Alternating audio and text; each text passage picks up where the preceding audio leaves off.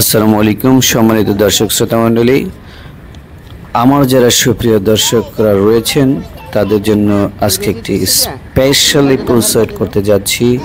কারণ হচ্ছে সাধারণত ক্যান্টনমেন্ট এরিয়ার ভিডিওগুলো আমরা কোনো মাধ্যমেই দেখতে পাই না। তবে আমি ঘুরতে গিয়ে বেড়াতে গিয়ে আপনাদের জন্য চমৎকার কিছু দৃশ্য ধারণ করার চেষ্টা করেছি, যেটি আমার সম্মানিত সুপ্রিয় দর্শকদের সংগ্রহে থাকলে একটি গুরুত্বপূর্ণ কালেকশন বলতে পারেন। কারণ হচ্ছে মিডিয়াতে সাধারণত এই ধরনের ক্যান্টনমেন্ট এরিয়ার ভেতরের ভিডিও ধারণ করা নিষিদ্ধ। তারপর আমি স্বাভাবিক একজন ভ্রমণকারী হিসেবে সাধারণ কিছু দৃশ্য ধারণ করার চেষ্টা করেছি। এটা ছিল শুক্রবার জুমার নামাজ থেকে বের হয়েই ঘুরতে বেরিয়ে পড়ি আপনাদেরকে দেখানোর উদ্দেশ্যে। আমরা মসজিদ থেকে বেরিয়ে একটি রোড ধরে হেঁটে যাচ্ছিলাম সাধারণ আবাসিক এরিয়ার মধ্য দিয়ে, যেখানে বেশ কিছু প্রাকৃতিক দৃশ্য কৃত্রিমভাবে তৈরি করা হয়েছে।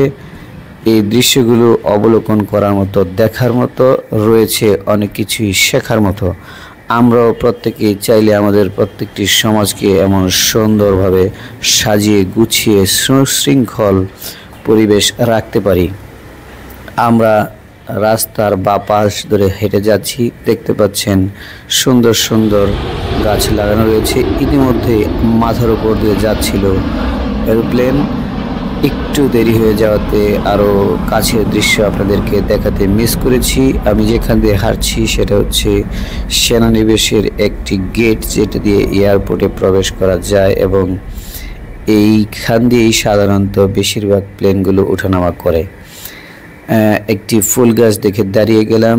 আমি বেশিরভাগ ক্ষেত্রেই ফুল গাছের নামগুলো আপনাদের সামনে উপস্থাপন করতে পারবো না, কারণ এই সম্পর্কে আমার ধারণা খুবই কম। তবে আমার কাছে খুবই ভালো লাগছে যে সকল দৃশ্য, ফুলগুলো, সেগুলো আপনাদের সামনে নিয়ে আসার চেষ্টা করছি।